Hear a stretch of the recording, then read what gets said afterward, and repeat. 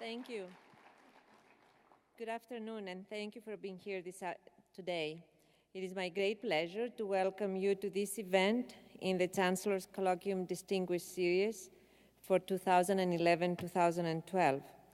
Throughout the year, the Colloquium Series hosts renowned leaders in government, industry, and higher education in a series of talks and public forums to engage the campus community in compelling conversations about how our work at UC Davis has a direct impact on issues of pressing concern for human well-being and environmental health in the 21st century.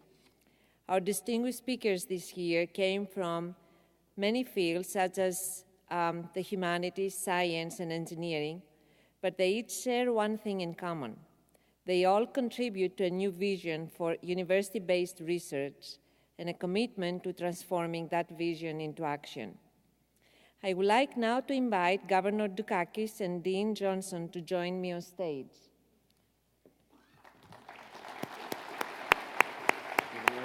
Yes.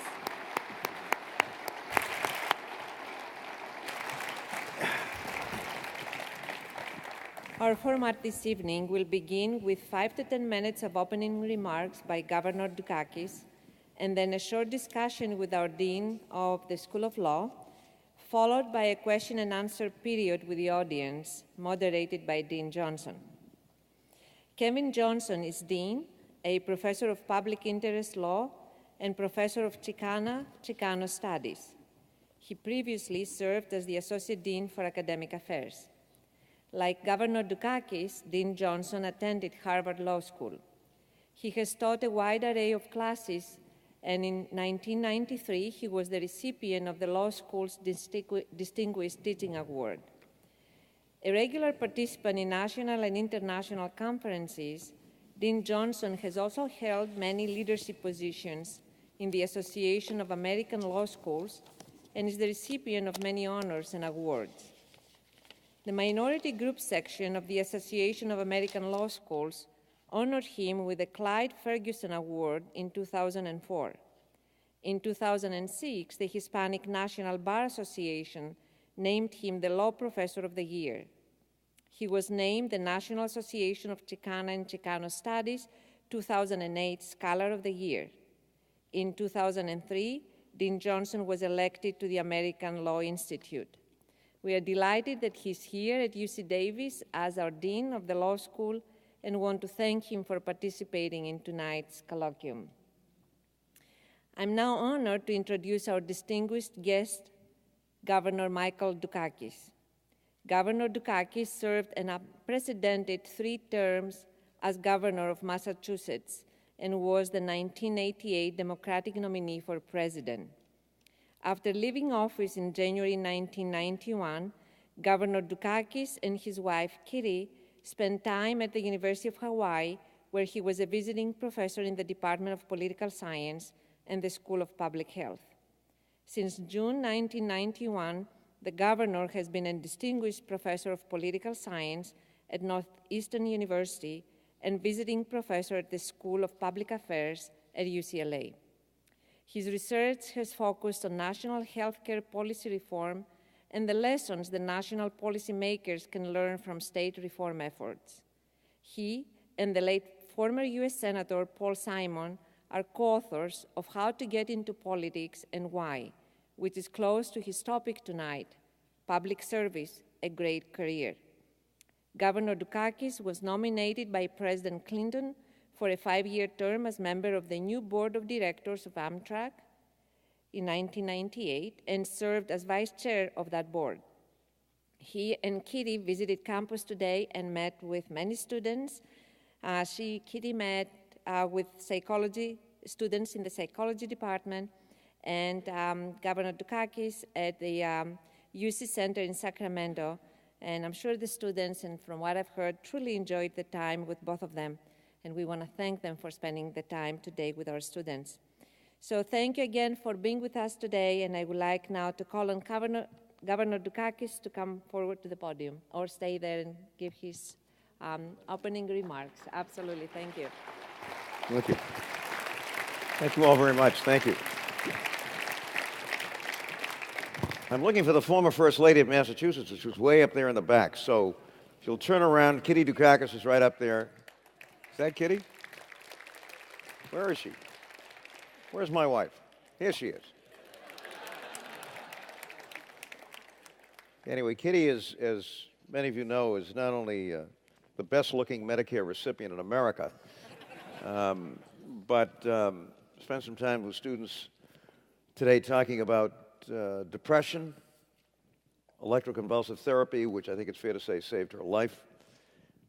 She's now organized a national support group of successful ECT patients, has a website, does grand rounds at hospitals all over the country, and I think quite literally has saved the lives of thousands and thousands of people. So, and we will be celebrating, if you can believe this, our 49th wedding anniversary in June.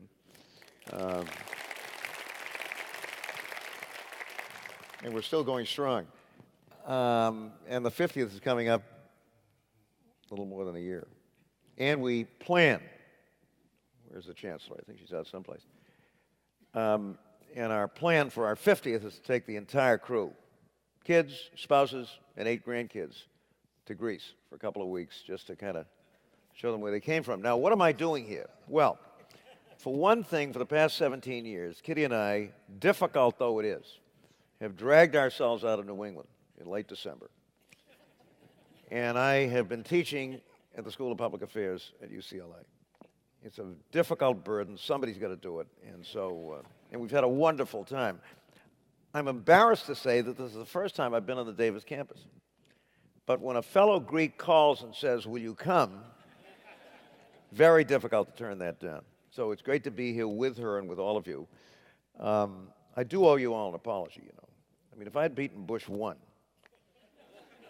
you'd have never heard of Bush 2, and we wouldn't be in this mess.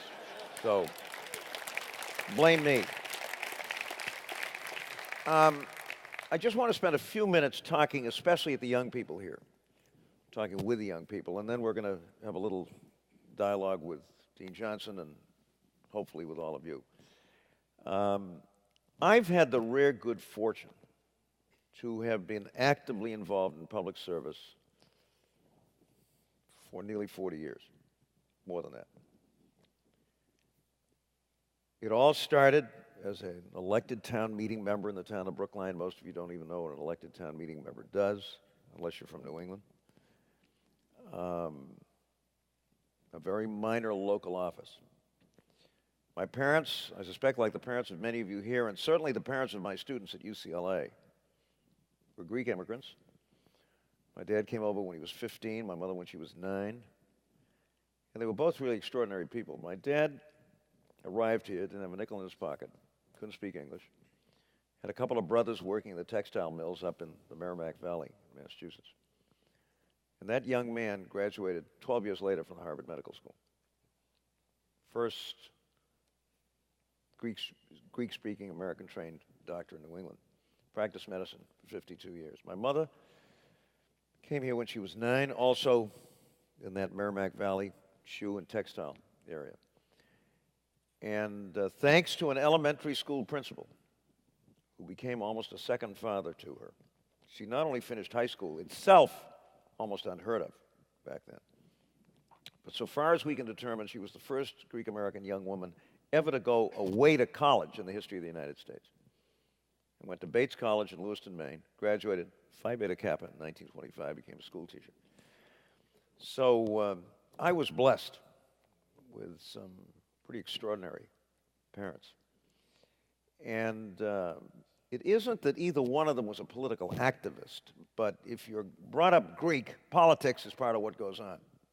In fact, I think I heard a little more about Greek politics than I did about American politics. And my mother's family in particular were passionate Venizelos, for any of you who are of Greek descent.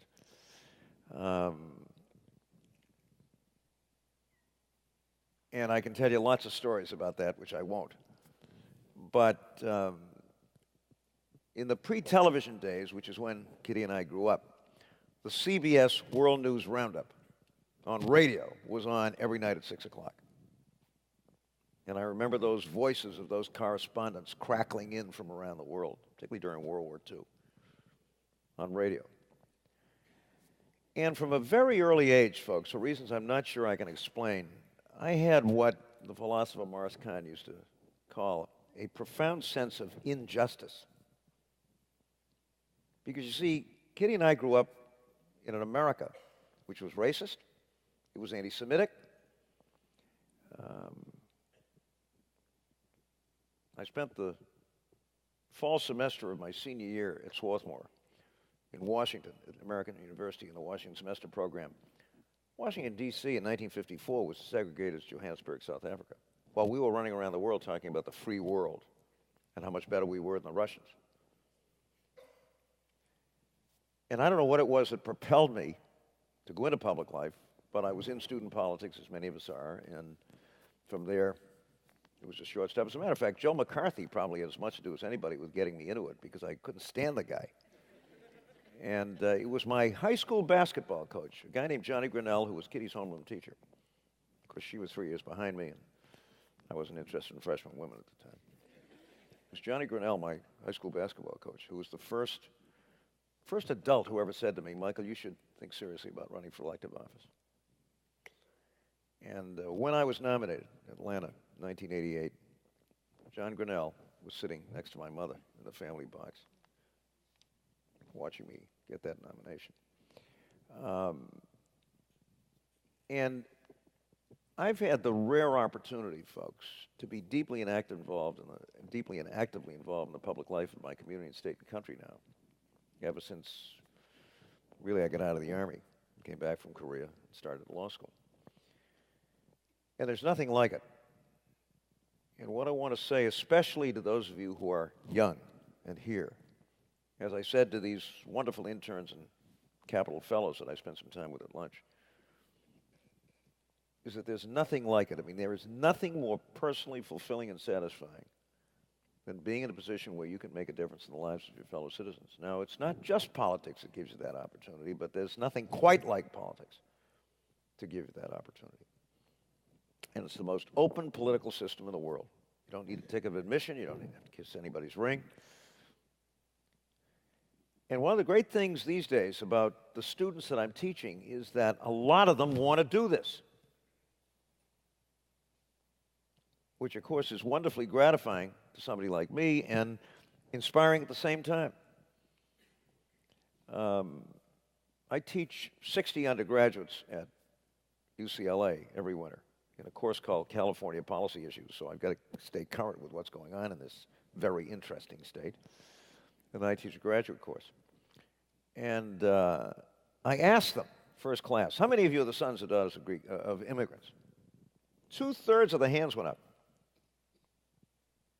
And I said, how many of you are grandkids of immigrants? The rest of the class went up. And these kids are in that class because they want to be deeply and actively involved in public life. And I think it's terrific. But as I say to them, and as I say every time I speak to young people on college campuses around the country, you've got to understand that you're not going to get rich. If you want to make a lot of money, try something else. And as I often say to them, half kiddingly, have a good but conventional sex life. If you're into the other stuff, good luck to you, but don't go into public life. I mean, you've got to watch that. But there's nothing quite like being in a place where you can do the kinds of things that political office, or for that matter, public service, working for somebody in political office, permits you to do. There is nothing inherently corrupting about public life. That's nonsense. You set high standards for yourself and the people that work for you when it comes to integrity, and you'll be fine. You'll be fine. And so my mission in life these days is to see if I and others like me cannot encourage lots and lots of young Americans to get actively involved and to have the great satisfaction that I've had of being in a position where one can make a difference. And you really can, you know. Good people working together can make a difference. And we have. Because the America of the 1950s was a much less inspiring and in many ways impressive place than it is today. There's all this nostalgia about back then, and greatest generation and so on and so forth. I mean no disrespect to anybody, including Tom Brokaw, but folks, I mean, we had a high school dropout rate when Kitty and I were getting out of Brookline High School in Massachusetts of over 50%. Over half the kids in this country never finished high school back then when the schools were so wonderful and all this kind of stuff. Infant mortality was 5 times what it is today. Now, we still have a lot of work to do. Why, for example, this country can't seem to make it possible for working people and their families to have decent, affordable health care is beyond me. I don't understand it. And I don't think my party has framed this issue very effectively either. One of the things that you learn, sometimes painfully, as I did in 1988, is if you can't communicate what you're talking about, you're going to have a tough time connecting with people. But if you went out and took a poll tomorrow and said to the American people, should working people and their families have decent, affordable health care, and 85 to 90% of the uninsured people in this country are working, or members of working family folks. They're not loafing, they're not on public assistance, they're working, some of them 2 or 3 jobs. If you ask that question to the American people, what do you think the numbers would look like? Over 90% say yes. Yet here we are talking about Obamacare and Romney care and all of this kind of nonsense, when every other advanced industrialized nation in the world seems to be able to do this at half the cost that we are spending on a very administratively complex, red tape-ridden system that's driving us all crazy, including our docs and everybody else who are trying to cope with this thing. So there's a lot to do out there, needless to say. I think our defense budget is far more excessive than it ought to be. This is a Cold War budget, and the Cold War is over. Now, we face a threat. I mean, terrorism is a serious threat, but F-35s and ABMs and all this hardware aren't going to deal with that, are they? I don't think so. The way you fight terrorism is by getting inside these organizations with very tough, skilled police work and breaking them up. But, I mean, even the Cato Institute thinks we can cut $100 billion out of the defense budget tomorrow without affecting national security one iota, and I agree with them. 437 American bases. I'm sorry, 837 American bases all over the world. 11 carrier groups. I mean, what is all of this? Now we're sending Marines to Australia. Have you noticed? Great for the Marines. You ever been to Australia? It's a great place, great-looking women. They love Yanks. I mean, you know, wonderful duty. But 2,500 Marines. I mean, what's the point of all of this? The paranoia about China. I don't get it. I don't get it. I mean, everything we buy from China. Everything we borrow from China. They didn't invade Iraq. We did. So we've got a lot of work to do. But I have a lot of faith in this country. And I have particularly a lot of faith in our young people. And I hope with your help and the help of great universities like this one and others, we can inspire these kids to really get deeply involved in the politics and public service with their communities and state and country. Because we need them. It's a great life. And I think we have the possibilities now of building a great future for ourselves and, frankly, for the world. And I hope we can do that. Anyway, I'm going to stop at this point, go back and sit down, answer a few questions, I guess, from Dean Johnson, and then we're going to invite you all to be a part of this. Thank you.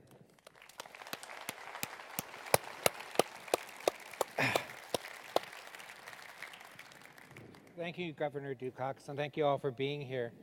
I wanted to ask just a few questions before we open it up to the audience, and I can't resist asking this one, Governor Dukakis. What were the high points and the low points from the 1988 presidential campaign? The high point was getting nominated in Atlanta, and the low point was getting beat. As simple as that. Winning is always a lot more fun than losing. I've had both experiences. What would you change if you had to change anything in the campaign? During the campaign?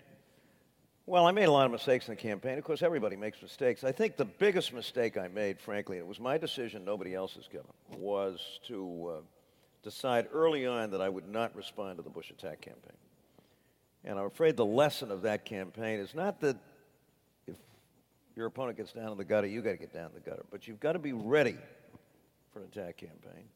You've got to have a carefully thought-out strategy for dealing with it, preferably one that turns the attack campaign into a character issue on the guy that's doing it.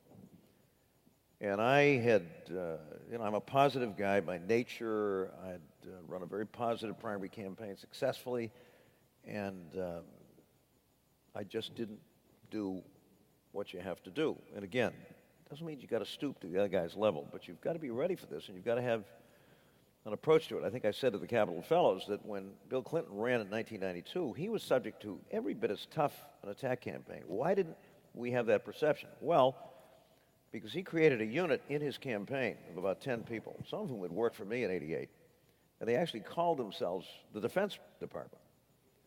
And all they did all the time was to deal with attacks from the Bush camp.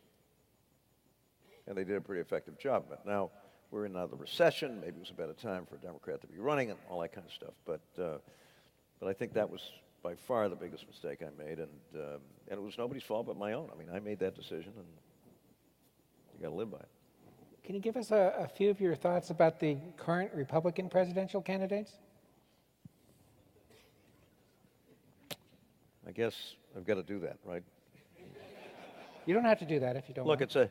it's a strange race, it seems to me. And I think I'm being objective when I say this. For reasons I'm not sure I understand, the base of the Republican Party seems to have moved to the right dramatically. All during my political career, folks, I worked with some wonderful Republicans. In fact, I was a big fan of Mitt Romney's father. In fact, I courted that beautiful woman in a little yellow Rambler convertible. Anybody old enough to remember the Rambler here? Because George Romney was the only guy in Detroit at the time making a small fuel-efficient car. He was a fine governor of Michigan, fine Secretary of Housing and Urban Development. Republicans that I worked with in the Massachusetts legislature, excellent people. People of integrity, people of strongly committed to civil rights, civil liberties. We worked together on all kinds of things. That's not the Republican Party, Kevin, I'm looking at these days, for reasons I'm not sure I understand. And we're having a rather interesting race in which I guess the question is, who's the real conservative, whatever that means. Now, where I come from, being conservative, among other things, means being fiscally responsible. Again, I think I'm stating an objective truth when I say that the George W. Bush administration was the most fiscally irresponsible administration in the history of this country. And if you're the son of Greek immigrants, folks, you don't spend money foolishly. Economia Mihaly, economia Mihaly, economia Mihaly. How many times did I hear that? You know, save it. Be frugal. Kitty says I'm the cheapest guy in America. I think that's a little extreme, but I'm thrifty. You know, our kids threatened to do a Costco intervention on me a couple of years ago, so you got some sense of where I buy my groceries. And I don't see that in this crew either. I mean, they talk a lot about cutting spending and cutting taxes, but you know, they want to keep the troops in Iraq. They want to keep them in Afghanistan. Some of them want to bomb Iran. I mean, apart from what you think of all of this, how are they going to pay for it? It's a question we've got to ask ourselves. Now, what about the guy from Massachusetts? Although he's no longer from Massachusetts, he's from New Hampshire. But he was originally from Michigan and almost took up residence in Utah and is building a fancy house in La Jolla, California. Can I be frank? He's smart, he's slick, and he's a fraud.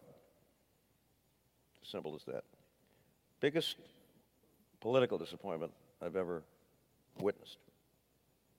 A guy who, when he ran against Kennedy for the Senate, seemed to be a chip off the old block, has turned out, obviously, to be anything but that. A lousy governor.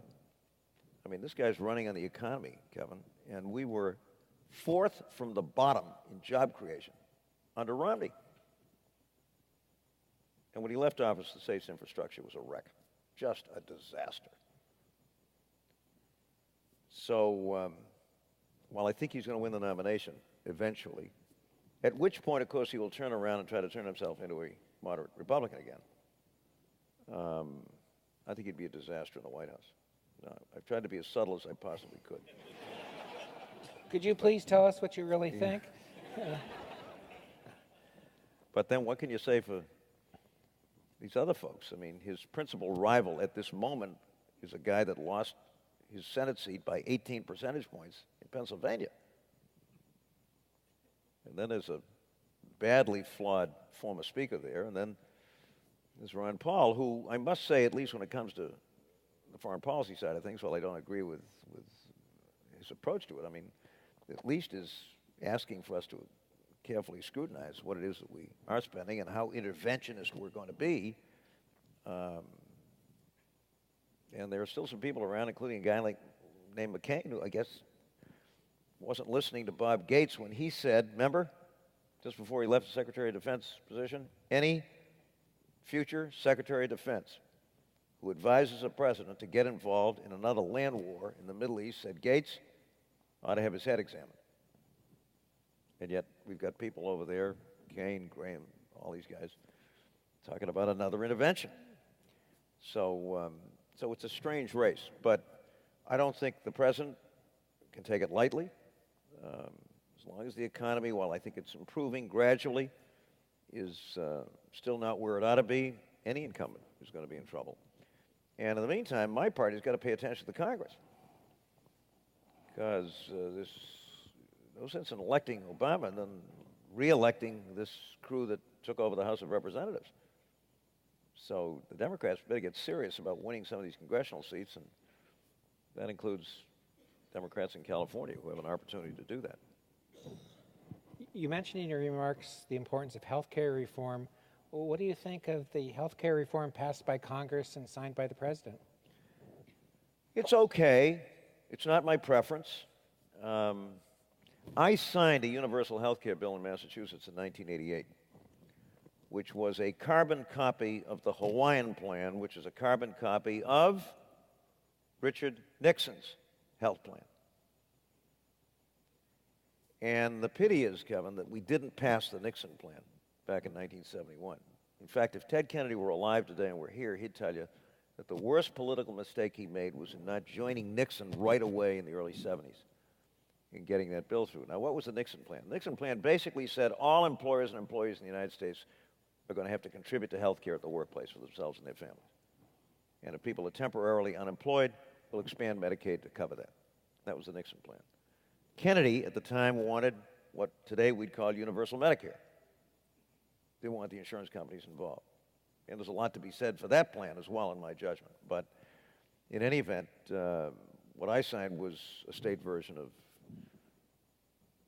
the Nixon plan, which has been in effect since 1975 very successfully in the state of Hawaii. Now, what about this? Well, it's okay. 99.5% of the people in Massachusetts now have comprehensive health care under a plan which is virtually identical, even though Romney seems to want to deny this, to the bill that we signed when he was governor. Though in typical Romney fashion, at the 11th hour, he ran away from that one, too.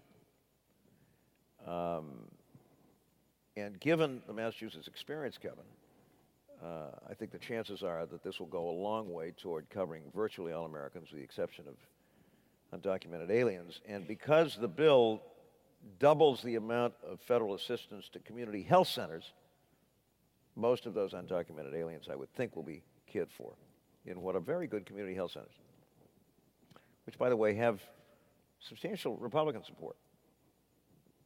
Orrin Hatch, for example, is a big fan of community health centers. Now, the missing piece here is cost control. Because as I said earlier, we are spending literally double per capita what the other advanced industrialized nations in the world spend on health care, and they cover everybody with rather good health care. How is that possible? Well, they have systems which are quite simple. You don't have 72 different products, 85 different options. Healthcare is healthcare. Health insurance is health insurance. And whether it's a so-called multi-payer system or a single-payer system, the administrative overhead is much, much lower. I mean, people differ these days on how much of the premium dollar actually goes for administrative overhead in the United States, but it's somewhere in the 25 to 30% range. Any of you know what the comparable figure is for Medicare? What percentage of total spending on Medicare goes for administrative overhead? 2.5, 3. Why? Because the government's more efficient than the private sector? Well, it is in this sense that it's a single system, right? All of us on Medicare get the same thing. There's no medical underwriting. They don't try to investigate us to see whether or not we're sick or had been sick or might be sick. You don't have 72 products. There's one defined package, and we all get it, and it's quite good. That's what happens in these other countries. And there isn't a great deal in the new bill that deals with that. There is, however, one particular part of the bill that nobody's talked about, which seeks to empower state insurance commissioners to use their authority to get control of increases in health insurance premiums. And Massachusetts, right now, is deeply engaged in that effort. It's the governor's top priority. It's the legislature's top priority.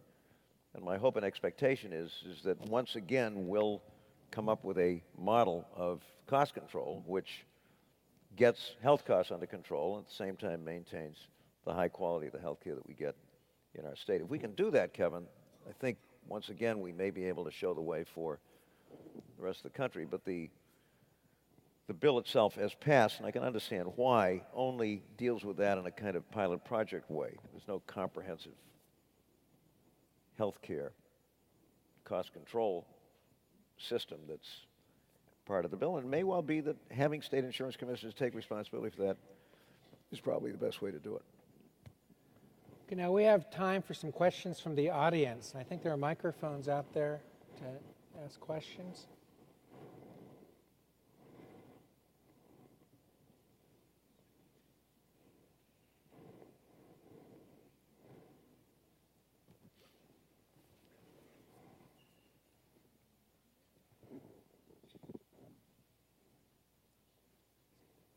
A lot of people asking questions.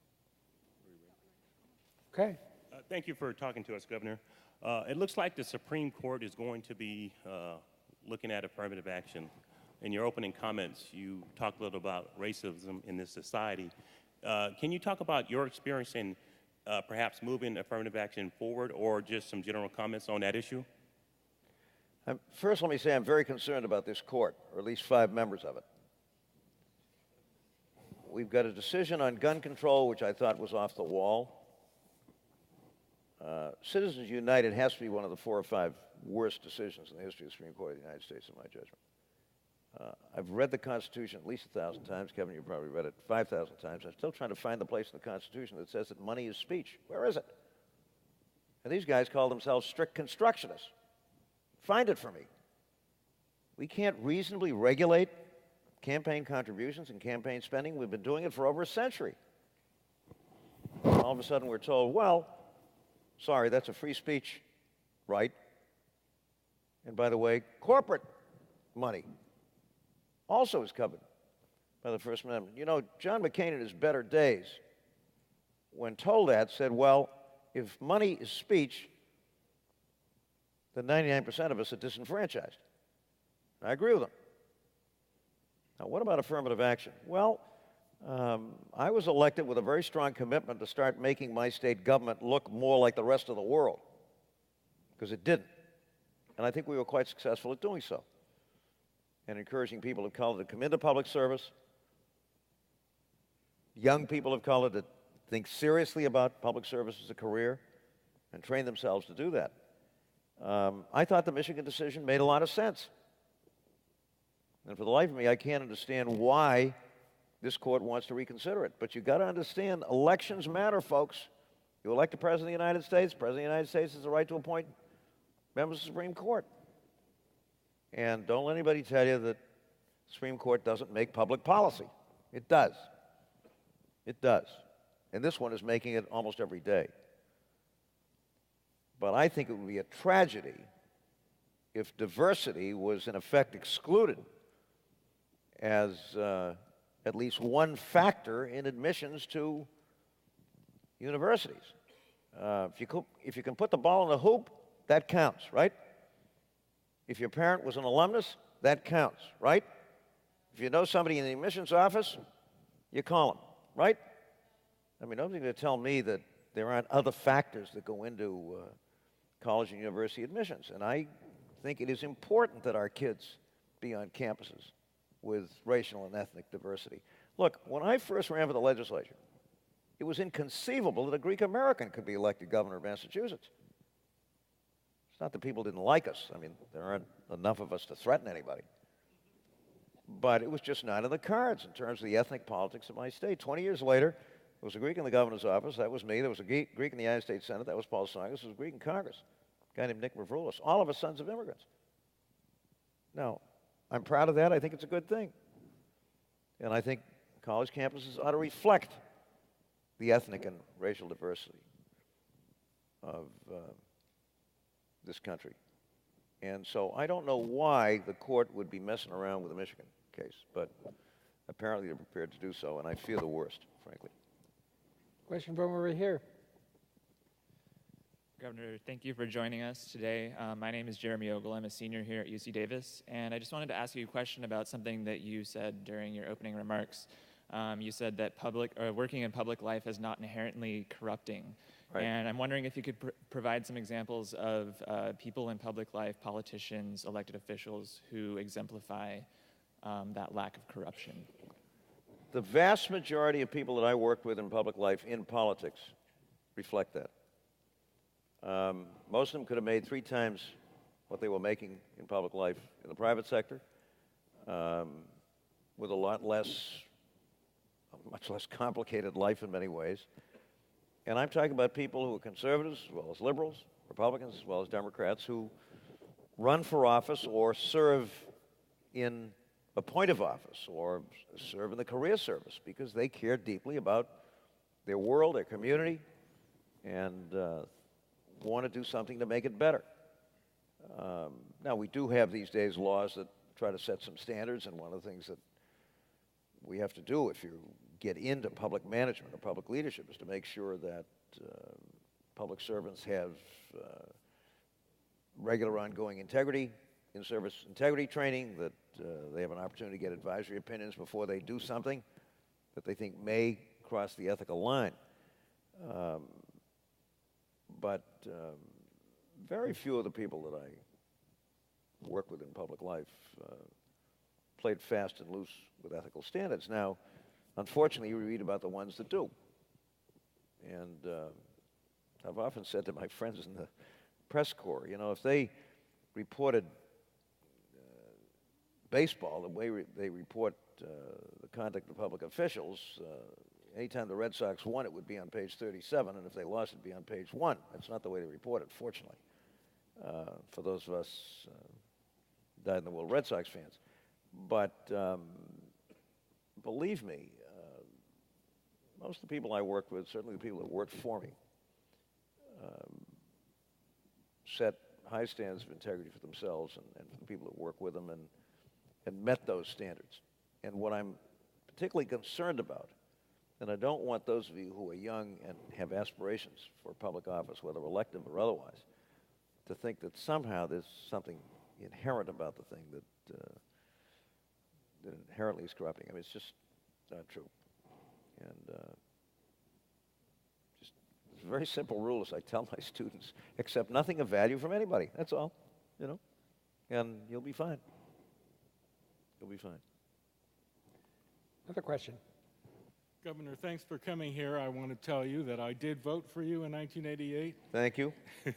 Thank you. But I'm not sure who your vice presidential candidate was. That Geraldine Ferraro, or am I mistaken there? Lloyd Benson. Oh, Lloyd Benson. A wonderful guy. Right. Oh, yes, that's when he told Quayle, "You're no John Kennedy," right? John Kennedy was a friend of mine. So Yes. Oh, that was marvelous. you know, John. But Kennedy. now, since that time, there's something that is really exasperating that has occurred. As the polarization between left and right occurs, there's this really awful, what I'll call, anti-government ideology. And that is infecting just about every decision. For example, Romney Care in Massachusetts produced what? and all of you produce something like 95% covered. 99.5%. Okay, and in Texas, Rick Perry produced only 75% covered or less, and yet it was a badge of honor for Rick Perry not to have such an obtrusive government program, and Romney has to keep backing away. Romney has to keep backing away from his participation in that. I don't understand that, except that the anti-government ideology accounts for that. Similarly, the bailout of the auto industries, I'll just give these two examples, the healthcare and then the auto industry. Bailout of General Motors. And President Obama was excoriated for doing that, and then all of a sudden it became a great success. And yet, Romney, who's from Michigan, because of the anti-government ideology of his base, has to somehow maintain that that was not a good thing. It would have been better if they had gone into a managed bankruptcy, even though there was no credit available to keep them from disintegrating. So I don't understand this anti-government ideology, except that I remember one anecdote of Ronald Reagan, which was, well, I'm going to ask you about the anti-government ideology, but it started, I believe, with Ronald Reagan, which said, the most frightening thing you could hear is someone saying, I'm from the government and I'm here to help you. He actually made that a cornerstone of his philosophy. You say that often, yeah. So well, let me say this. Look, how did this happen, this anti-government ideology? It's from been Reagan there to now? from the beginning of the Republic. And more recently, we've had, I remember the billboards, get the U.S. out of the UN and the UN out of the U.S. Any of you old enough to remember those? Remember the Impeach Earl Warren billboards? All over the Midwest when I was hitchhiking all over the country in the 50s. John Birch Society, Moral Majority. I mean, it's been there. What's concerning, as I tried to point out earlier, is that the base of the Republican Party seems to have moved there. And this is the first time I can remember even Reagan raised taxes 10 times, you know, after the initial tax cut. Raised the gasoline tax, raised a lot of things. He would say himself that he was never somebody who thought you made sense to go over the cliff when it came to this kind of stuff. George Bush is responsible for the most intrusive national education bill in history. I'm not a big fan of No Child Left Behind, but the fact of the matter is it was a product of a Republican administration. And by the way, with a lot of opposition within the Republican Party. And of course, his principal collaborator on the bill was Edward M. Kennedy. So while it's been a constant in American political life, I think the thing that is so troubling is that it now seems to be at the base of whoever it is who runs the Republican Party. And so a guy like Romney, who ought to know better, and does know better, I think, I'm not sure, maybe he's suffering from some grand delusion, is up there saying, you know, I was a severe conservative in Massachusetts. As Paul Krugman said in the New York Times, you know, when you talk about something that's severe, it's an illness. And I don't see my party moving dramatically to the left. In fact, we seem to be getting more moderate as time goes on. So I think that's just a fact of life. Now, the best way to end this is to beat the daylights out of them in November. And I, you know, so that whoever it is who currently makes up the Republican Party in this country begin to have second thoughts about whether or not that's the right place to be. But look, you folks are Californians. What's happened to the Republican Party in California? I mean, I remember the Tom Keekleys. I remember the Earl Warrens and others. In fact, Warren was nominated by both parties, wasn't he, Kevin? Mm-hmm. Yep. For the governorship. And his two big priorities as governor were highways, transportation, and universal health care for the people of California. And he came very close to getting it. This was 1947. So clearly something is happening in that party. And all of the moderate Republicans that I used to work with in Massachusetts have either left the Republican Party or joined the Democratic Party because of this anti-government bias that seems to be infecting that party. But, you know, that's what politics is all about. You've got to make your case. You've got to frame these issues in ways that connect with people. That's why I'm so concerned about the health care thing, why the Democratic Party has failed to make this a question of health, decent, affordable health care for working people and their families, which is what it is. I think is a serious mistake on our part. And it's one of the reasons why an issue that should be winning for us isn't. But we've had this threat in American politics for a long, long time. And you saw it during the New Deal. You saw it when Truman was president, Kennedy was president, and so forth. And we've got it now, although I think it's really perhaps more acute on the Republican side than it's been in a long time. Severe. Question from over here. Governor, in California, fewer than 1 in 4 elected officials at all levels statewide is a woman. Can you talk about what you see as the disadvantages of that and how we might engage more women to take the chance to run for office? The answer is very simple. Women have to run for office. Run hard, run effectively, organize well, take precinct-based organization seriously, which neither men nor women seem to me to be doing anywhere near as intensively as they ought to be when it comes to running for political office. The California State Senate that I spent a few brief minutes with today looked very different from the California State Senate that I first walked into many years ago. Awful lot of women there. Probably could use more. But there's only one way you can get elected to political office, and that is to run and win. And we've got a terrific woman running for the United States Senate in the state of Massachusetts today. She can beat Brown, but she's going to have to work, and we're going to have to work as hard as we possibly can to get Elizabeth Warren elected. She's a great candidate. She's a terrific person, but she's not going to win it on television, in my judgment. We've got 2,157 precincts. Every one of them has to have a precinct captain and 6 block captains making personal contact on an ongoing basis with every single voting household in that state. If we do that, she's going to be elected and a great addition to the United States Senate. But it's not going to happen automatically. It takes that kind of work and that kind of effort by all of us. One last question. Governor Dukakis, my name is Sam Mahood. I'm a senior here at UC Davis. I want to thank you for coming out to our campus. What are you today. majoring in? Political science and communication. Terrific. And you touched on this briefly in some of your talks today. What I see as the 2 greatest moral failings of this, the wealthiest nation in the world, is that we can't provide affordable access to both healthcare and education to our citizenry. But what concerns me even further is what I see as a culture that no longer values education the way it should be.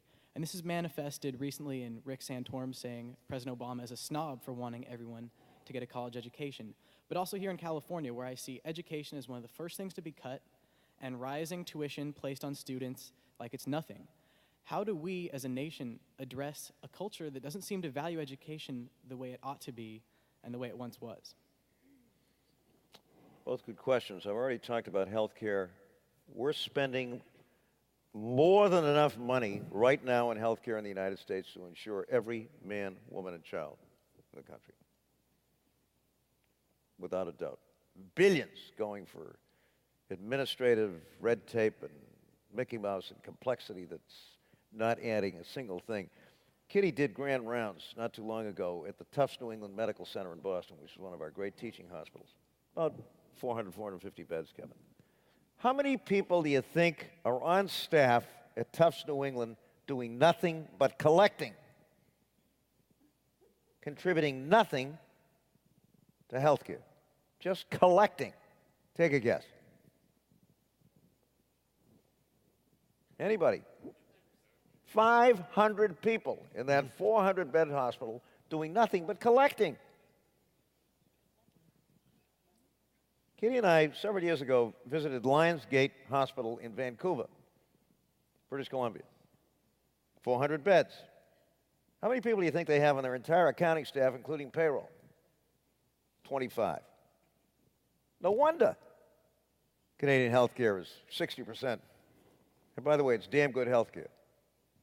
And everybody gets it. So, on the healthcare front, the money's there. Now, do we have the will? Do we have the commitment?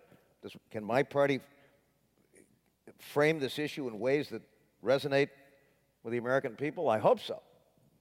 Now, what about education? Well, again, sorry, in 2 years I'm going to be 80. I feel 30, but I'm going to be 80. Anyway, I talked about the state of education back when Kitty and I were in high school, going to college. We've come miles, folks. We've come miles. I mean, the college-going percentage, the kids coming out of high school, the high school completion rate, doesn't mean we don't have a problem. We do. Got to keep working at it. But I think, you take polls these days, Americans value education without question. The obvious challenge is, how do we provide it to more and more young people who want to go to college? You had been told, you got to go to college, got to go to college. If you want to succeed, got to have a college degree, got to go on. And how do we make it possible for those folks to do that? Now, your state faces a big challenge because on the one hand, you've got the best public higher education system in the world, bar none. And it's at the heart of your economic future. Is there any question about that? No question about it. Especially the UC system and this incredible network of great research universities. Why has my state got a 6.5% unemployment rate and it's dropping? Because we've got 120 colleges and universities, including Harvard and MIT and UMass and so on. I mean, it's at the heart of our success in an economic sense. But you have this confounded two-thirds requirement when it comes to raising the money necessary to support that system. I don't know how you function that way. Honest to Pete, I found it tough enough to provide the resources I thought my state needed with a majority vote to raise taxes and a two-thirds vote in the legislature for a bond issue. But even so, the people of Los Angeles County, in the middle of a recession, voted to raise their sales tax earmarked for public transportation. What do you think of that? In the car capital of America. Well, I'm an old public transportation guy, as you know. I'm a big fan of the high-speed rail system. Bring me back and we'll have a full session about why you desperately need a first-class high-speed rail system. But I think if you can make the case effectively, even with this two-thirds requirement, people will be supportive of it, and you're going to have an opportunity to see that, Kevin, in November, right? Yes. Since I think the governor is asking for at least an extension of existing taxes. But as I said to the state senate, and I will close with this, and by the way, you're not alone. Every state does this. As the economy comes back and revenues increase, and you begin to develop a surplus, don't blow it. Put it in a rainy day fund. Pay down your debt. Fund your pension system. And then if you have any money left over, put it into one-time infrastructure expenditures. But don't go down this road again. The Chancellor will tell you, we Greeks have an old expression, pathima, mathima. Things happen, and you're supposed to learn from them, right? It even rhymes. And yet we do the same thing over and over and over again. And then, of course, when the states are broke, they go to Washington with a tin cup and say, help us, we're broke. Don't do that. Make sure that the economy is coming back, but make sure when it happens, that you're back in surplus land, that we learn from this experience, all of us. And you husband those resources, you invest them in things like public education and better writing. I love my students at UCLA, but they can't write worth a damn. And I'm a stickler for good writing. That's what happens when you're the son of an English teacher. But I'm optimistic about this country. I think we've got a great future ahead of us, but we cannot keep making the same dumb mistakes over and over again. But look, most Americans these days, most Californians these days do value education. They do, a lot. And a lot of them, parents are sacrificing so that their kids can get a first-class education. But for that young person who asked the question and other young folks here, the best way to do it is to get deeply and actively involved in politics. Be leaders. Make the case. And people will respond. I have no doubt about it. Anyway, thanks for having me. It's been great. Thanks, Governor. Thank you.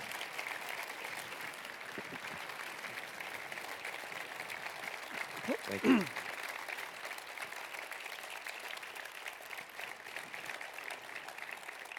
There's now a public reception in the lobby, and Governor Dukakis and Katehi Dukakis will be there in just a minute or two. Please join us. See you there. Thanks, Kevin.